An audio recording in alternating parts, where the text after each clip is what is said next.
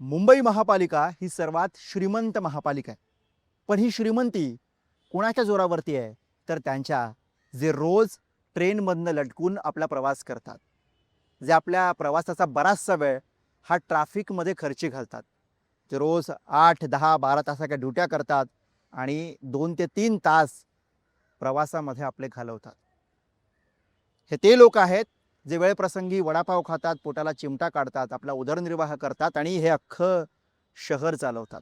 याच माणसांच्या जोरावर वर्षानुवर्ष या सगळ्या मुंबईचा विकास होत राहिला आहे. वर्षानुवर्ष याच माणसांच्या कष्टावरती इथल्या उद्योगपतींनी आपले उद्योग उभे केलेले आहेत आणि याच माणसांच्या कष्टातून या मुंबई महानगरपालिकेची ही तिजोरी भरलेली आहे. पण आता प्रश्न पडतो की याच मुंबईकरांच्या कष्टाच्या पैशाची, त्यातनं उभ्या राहिलेल्या या सगळ्या मुंबई महापालिकेच्या श्रीमंतीची जाणीव इथल्या महापालिकेला आणि त्या महापालिकेमध्ये सत्तेवर असलेल्या सत्ताधाऱ्यांना राहिले का? या प्रश्नाचं हो की नाही उत्तर तुम्ही सुद्धा कमेंट सेक्शनमध्ये लिहा आणि हा रिपोर्ट पूर्ण बघा, आवर्जून बघा. या रिपोर्टमधनं अगदी मागच्या काही महिन्यातले 3 प्रसंग मी तुमच्यासमोर ठेवतोय, तर नीट बघा आणि विचार करा.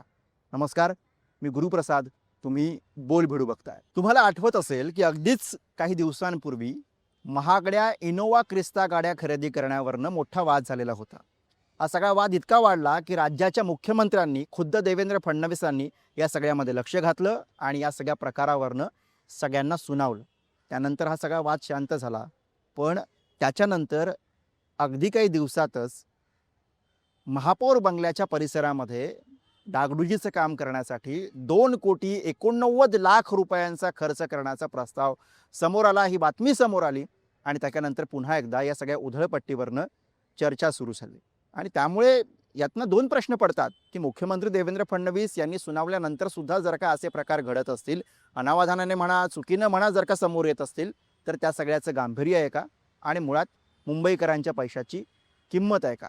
हे सगळं समजून घेण्यासाठी आधी मागच्या काही महिन्यातली खर्चाची सगळी आकडेवारी मला तुमच्यासमोर मांडायची, ती समजून घेऊयात. तर महापौर बंगल्यावरती आत्तापर्यंत किती खर्च झाला आहे?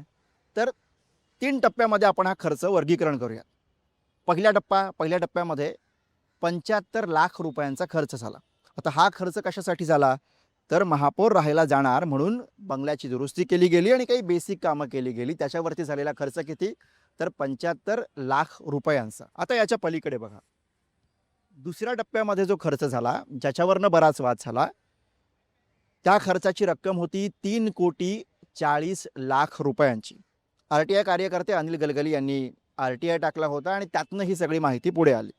त्यातनं असं लक्षात आलं की यंदाचा खर्च हा मागच्या खर्चाच्या 4 पट अधिक वाढलेला आहे. म्हणजे आधी जो खर्च झाला होता, आधीच्या महापौर येण्याआधी, तो होता साधारणपणे 85 लाख रुपयांचा आणि आत्ताचा खर्च हा 3,40,00,000 रुपयांचा दिसला.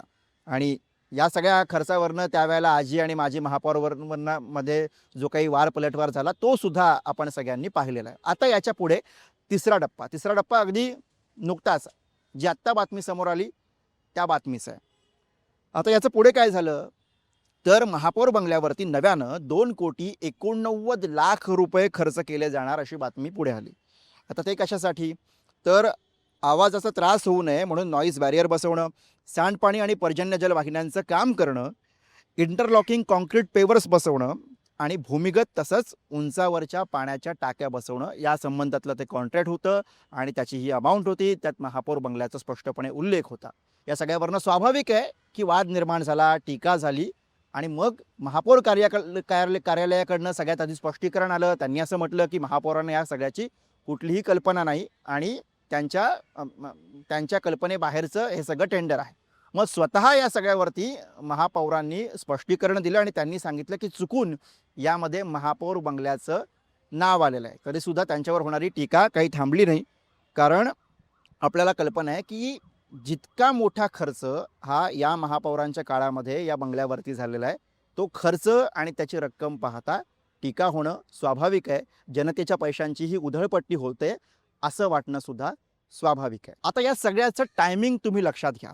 हे सगळं कधी होत आहे? तर इनोवा क्रिस्टा गाड्यांवरनं मुख्यमंत्री देवेंद्र फडणवीस यांनी स्वतः सुनावलेलं आहे अगदी काही दिवसांपूर्वी आणि त्याच्यानंतर ही बातमी समोर येते आणि म्हणून सुद्धा या सगळ्या वादाचं महत्त्व आहे.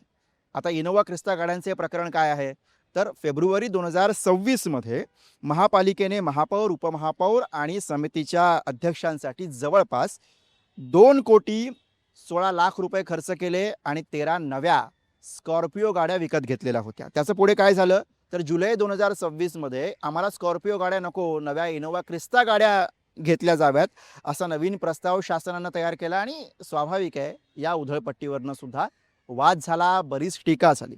आता स्कॉर्पिओ गाड्या नको हे सांगताना कारण काय दिलं गेलं, तर रस्त्यावरती खड्डे आहेत त्यामुळे आम्हाला त्रास होतो, पाठीचं दुखणं येतं, असं सगळं स्कॉर्पिओ गाड्यांच्या बाबतीत 18 लाखांच्या स्कॉर्पिओ गाड्यांच्या बाबतीत या सगळ्या महोदयांनी तक्रार केलेली होती. ही तक्रार करत असताना सामान्य मुंबईकर तुम्ही आम्ही कुठल्या कष्टातनं रोजच्या रोज ट्रेन आणि रस्त्यावरनं प्रवास करतोय याचा साधा विचारही त्यांनी केला नाही आणि त्याच्यावरनं सुद्धा एक रोष एक प्रकारे या सगळ्यांवरती ओढवल्याचा आपण सगळ्यांनी बघितला. आणि हा सगळा रोष इतका प्रचंड वाढलेला होता की थेटपणे राज्याच्या मुख्यमंत्र्यांना यामध्ये दखल घ्यावी लागली. त्यांनी सुनावलं आणि त्यानंतर हे सगळं प्रकरण शांत झालं.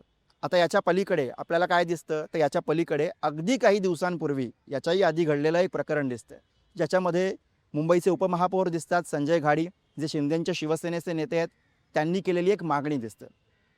संजय घाडी यांनी मागणी अशी केली की मला राणीच्या बागेत म्हणजे मुंबईतच, दक्षिण मुंबईतच मला बंगला मिळावा. त्यासाठी त्यांनी कुठला बंगला मिळावा हे सुद्धा आपल्या पत्रामध्ये लिहिलं. निसर्ग नावाच्या बंगल्याची त्यांनी मागणी केली, जो उपायुक्तांसाठी राखीव बंगला आहे. थेटपणे अश्विनी भिडे ज्या आयुक्त आहेत मुंबई महापालिकेच्या त्यांनी हे पत्र लिहिलेलं होतं. आणि जेव्हा मुंबईचे उपमहापौर अशा पद्धतीची मागणी करतात तेव्हा स्वाभाविक आहे याच्यावरनं रोष निर्माण झाला. हा का निर्माण झाला, तर त्यांनी कारण दिलं ट्रॅफिकचं. ते म्हणाले मी दहिसरवरनं इथे दक्षिण मुंबईत येतो आणि त्यासाठी माझा बराच वेळ खर्ची जातो आणि म्हणून या सगळ्या प्रवासाचा मला शारीरिक मानसिक त्रास होतो, यातनं सुटका म्हणून मला मुंबईत बंगला द्या. आता हे सगळं ऐकल्यानंतर जे सर्वसामान्य मुंबईकर ज्या पीडेतनं रोज इथून तिथे प्रवास करतायत त्यांचा संताप होणं स्वाभाविक आहे, तो झाला सुद्धा. मुंबईकरांनी त्यांना पार सल्ले दिले की हवं तर तुम्ही मुंबई स्वतःच्या खर्चानं भाड्यानं घर घ्या, तुम्ही लोकल ट्रान्सपोर्ट वापरा, आम्हाला सांगता मेट्रो वापरा, तुम्हीही मेट्रो वापरा, तुम्हीही लोकलनं प्रवास करा. इथपर्यंत सगळं हे ट्रोलिंग गेलं. याची परिणती काय झाली, तर मुंबईच्या उपमहापौरांना अजूनपर्यंत तरी मुंबईमध्ये बंगला अलॉट झालेला नाही. मी आता तुम्हाला जे 3 प्रसंग सांगितले ते अगदी मागच्या 3-4 महिन्यामधले प्रसंग आहेत, ज्याच्यावरून असं चित्र निर्माण होतं आहे की मुंबई महापालिकेमध्ये बसलेले सत्ताधारी हे सर्वसामान्य मुंबईकरांचा पैसा ज्या महापालिकेच्या तिजोरीत आहेत त्या तिजोरीची एक प्रकारे लूट करतायत असं चित्र तरी निर्माण होतं. अर्थात यावरनं संबंधितांनी आपलं स्पष्टीकरण दिलेलं आहे, महापौरांनी दिलेलं आहे, उपमहापौरांनी दिलेलं आहे, प्रशासनाने दिलेलं आहे. ही सगळी स्पष्टीकरणं या सगळ्या वादाच्या निमित्तानं समोर आलेली आहेत. स्वतः राज्याच्या मुख्यमंत्र्यांनी सुद्धा याच्यावरनं भूमिका मारून सुनावलेलं सुद्धा आहे. हा सगळा वेगळा भाग झाला.